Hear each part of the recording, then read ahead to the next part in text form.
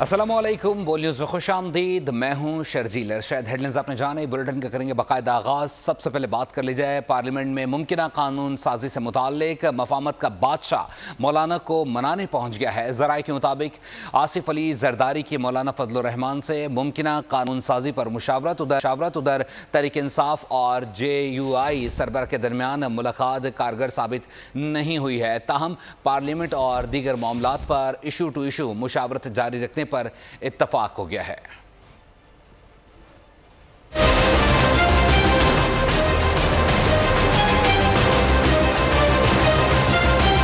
ऐवान में मुमकिन कानून साजी के लिए सियासी जोड़ तोड़ उरूज पर। मौलाना फजलुर रहमान सियासत का महवर बन गए। तहरीक इंसाफ के बाद मुफाहिमत के बादशाह आसिफ अली जरदारी भी मौलाना के घर पहुंच गए। मौलाना भी सदर जरदारी के साथ गर्मजोशी से मिले। मुल्की सियासी सूरत हाल पर तबादले ख्याल। जराये के मुताबिक मुलाकात में आइंदा हफ्ते होने वाली मुमकिन कानून साजी पर भी तफसीली मुशावरत की गई। सदर से कबल तहरीक इंसाफ वाले भी मौलाना फजलुर रहमान से मिलने पहुंचे, लेकिन फजलुर रहमान ने किसी भी सियासी इत्तेहाद का हिस्सा बनने से इनकार कर दिया। मुलाकात की अंदरूनी कहानी के मुताबिक JUI PTI से ताल्लुकात बेहतर रखेगी। इजलास में पार्लियामेंट और दीगर मामलात पर इशू टू इशू मुशावरत पर दोनों जमातों ने इत्तेफाक किया। मौलाना फजलुर रहमान ने कहा कि PTI और JUI के दरमियान ताल्लुकात को नॉर्मल बनाना होगा, जिससे PTI के वफ्द ने इत्तेफाक किया। जराये के मुताबिक बैरिस्टर गौहर खान ने कौमी असम्बली सीनेट में मुमकिन हुकूमती कानून साजी पर गुफ्तगू की। मुलाकात में दोनों जमातों ने राब्ते जारी रखने पर भी इत्तेफाक किया। दूसरी जानिब कहा गया है कि मुश्तरका इजलास में आईनी तरमीम नहीं लाई जा सकती। वफाकी वज़ीर इत्तलात अता तारड़ की गुफ्तगू। बोले,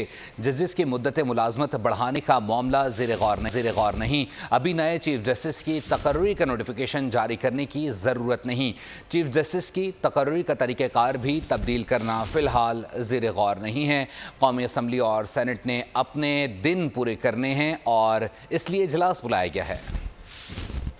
के अंदर कभी भी आईनी तरमीम नहीं लाई जा सकती, तो इसलिए जो ज्वाइंट सिटिंग की क्या सराई चल रही है कि इसमें आईनी तरमीम लाई जाएगी।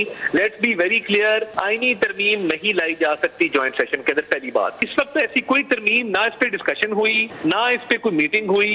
जब टाइम आएगा वो टाइम के मुताबिक सारी चीजें होंगी। अभी ऐसी कोई तजवीज ज़ेरे गौर नहीं है कि अभी से नोटिफिकेशन कर दिया जाए। फिलहाल ये ज़ेरे गौर नहीं है। ये जो क्या सराइयां चल रही हैं, मैं समझता हूँ कि ये बिल्कुल इसमें हकीकत नहीं है और रूटीन का कौमी असेंबली का इजलास बुलाया गया है क्योंकि दिन पूरे करने होते हैं। कानून साजी पार्लियामेंट का इस्तेहकाक है जिसे कोई अदालत नहीं छीन सकती। अदलिया और इंतज़ामिया को अपने दायरे में रहकर काम करना चाहिए। वफाकी वज़ीर एहसन इकबाल की बोल न्यूज़ के प्रोग्राम तब्दीली में गुफ्तगू। कहा, 2018 की तब्दीली ने विजन 2025 को सबताज किया। आगे बढ़ने के लिए इंतशार की सियासत का खात्मा करना होगा। पार्लियामेंट का इस्तेहकाक है कानून साजी का, उसे कोई अदालत छीन नहीं सकती। अदलिया को अपने दायरे में काम करना चाहिए, इंतजामिया को अपने दायरे में। 2013 में हमने एक नए सफर का आगाज किया, विजन 2025, जिसका टारगेट ये था कि 2025 तक हम मुल्क को टॉप 25 इकोनॉमीज में लाएं। लेकिन 2018 की जो तब्दीली लाई गई मसनूई तौर पे, उसने उस विजन को एक तरफ रख के, तो हमें अब ये फैसला करना है बहसीयत कौम कि अगर हमने आगे बढ़ना है तो क्या हम मुसलसल उस इंतशार, फसाद, अदम इस्तेहकाम, बेयकीनी के साइकिल को जारी रखेंगे, या अब हमने संजीदगी से मुल्क के अंदर इस्तेहकाम लाना है। पाकिस्तान तहरीक इंसाफ की अंदरूनी सियासत घरेलू रिश्तों पर भी असरअंदाज होने लगी है। पार्टी में असर रसूख बढ़ाने और कब्जे के लिए नंद भावज में ठन गई। अलीमा खान ने बुशरा बीबी के पैगामात को डिसइंफॉर्मेशन करार दे दिया। उधर बानी PTI की अहलिया भी मैं ना मानू की पर अड़ चुकी हैं। PTI के साजिशी किरदार अपनी ही साजिशों का शिकार होने लगे। झूठे बयानिए के जरिए PTI पर कब्जे की जंग का मंजरनामा आश्कार हो गया। अलीमा खान और रऊफ हसन के दरमियान होने वाली व्हाट्सएप पैगामात ने नया पेंडोरा बॉक्स खोल दिया।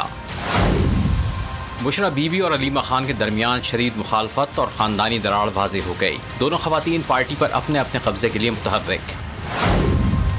सियासी माहिरीन के मुताबिक बुशरा बीबी के असर रसूख को कम करने के लिए अलीमा खान रऊफ हसन को इस्तेमाल कर रही हैं। व्हाट्सएप गुफ्तगू रऊफ हसन पर अलीमा खान की मजबूत गिरफ्त साबित करती है। मुबसरीन का कहना है कि बुशरा हमदर्दी के वोट के लिए मनगढ़ंत बयानात दे रही हैं। सियासी मफादात के लिए बानी पीटीआई की जेल में मौत का फर्जी खेल खेलने की कोशिश कर रही हैं। बुशरा बीबी का साजिशी जहन अलीमा खान के लिए तशवीश का सबब बन गया। पार्टी बचाने के लिए अलीमा खान ने बुशरा के पैगामात को डिसइंफॉर्मेशन करार दे दिया। मौजूदा हक़ाइक़ से साबित होता है कि बुशरा बीबी और अलीमा खान में पार्टी पर कब्जे की जंग दोनों के दरमियान शदीद कशीदगी का सबब बन रही है।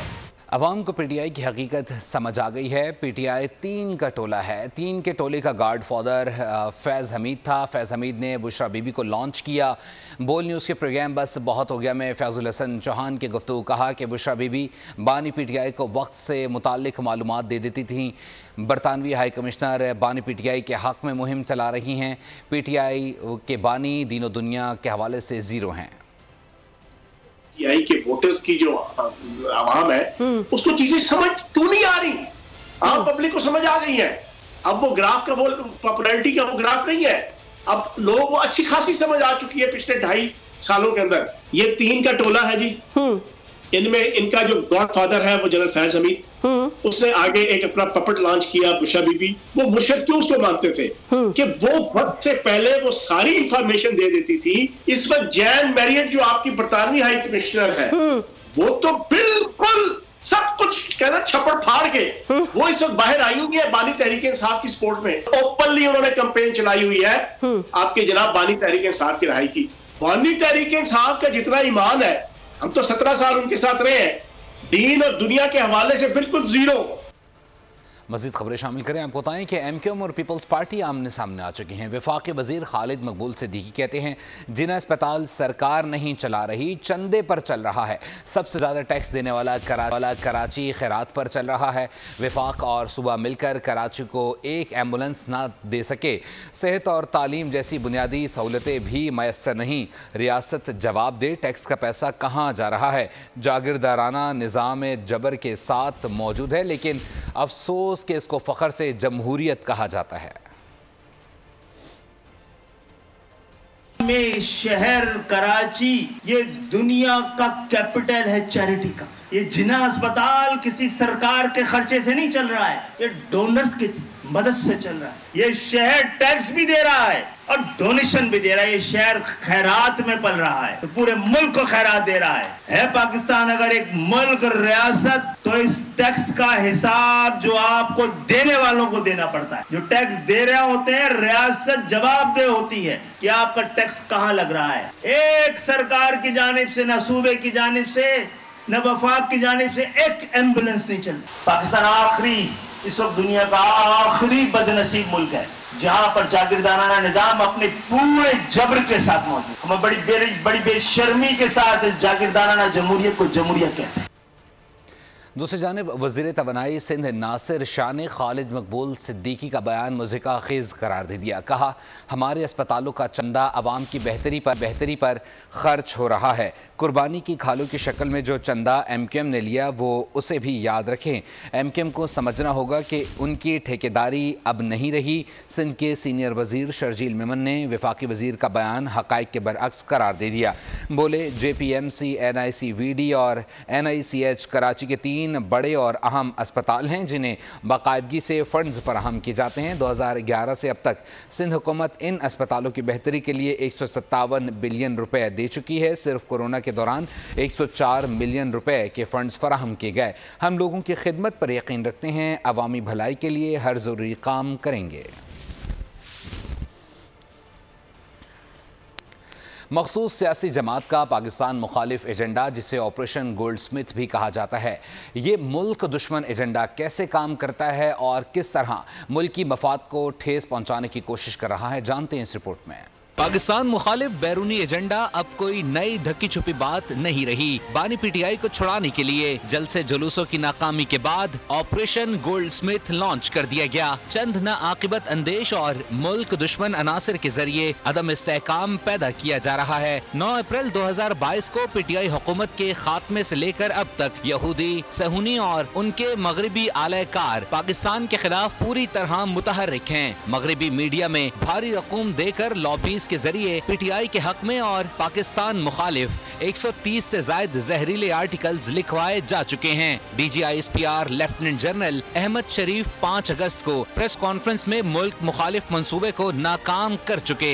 ये जो बैरूने मुल्क से जो पाकिस्तान की रियासत के खिलाफ एक तवातर के साथ कैंपेन चलाई जा रही है, पहली बात तो मैं ये आपको वाजे करूं कि हमें बाखूबी आगाह है ये किन मकासद के लिए चलाई जा रही है, कौन चला रहा है, कौन इनकी फैसिलिटेशन कर रहा है। हमें ये भी बाखूबी मालूम है कि बैरूने मुल्क वो कौन से रियासती और गैर रियासती अनासिर हैं जो इस कैंपेन को प्रोलिफरेट करते हैं, इसको चलाते हैं, इसकी मदद करते हैं। जनवरी से लेके आज तक इस साल 2007 महीने तकरीबन इसमें सिर्फ फॉरेन प्रिंट मीडिया में एक मोहतात आदाद शुमार के मुताबिक 127 ऐसे मज़ामीन और आर्टिकल लिखे जा चुके हैं जिनका मकसद पाकिस्तान में मायूसी फैलाना, इंतशार फैलाना और एक मखसूस सियासी एजेंडे को प्रमोट करना है। 127। इसके अलावा जो पोलिटिकल लॉबिंग की जाती है, जो मुलाकातें की जाती हैं, सरकारी दौरों पे एहतजाज कराए जाते हैं, सफारत खानों के सामने एहतजाज कराए जाते हैं। आपके ख्याल में ये ऐसे ही इसके पीछे पूरी कोऑर्डिनेटेड सोच और बहुत पैसा लगाया जा रहा है। इसमें लॉबिंग फर्म्स हायर की जाती है, उन पे ही पैसा लगाया जाता है और एक बयानिया बनाया जाता है मायूसी का, इंतशार का, हालात बेकाबू हो गए और एक मखसूस सियासी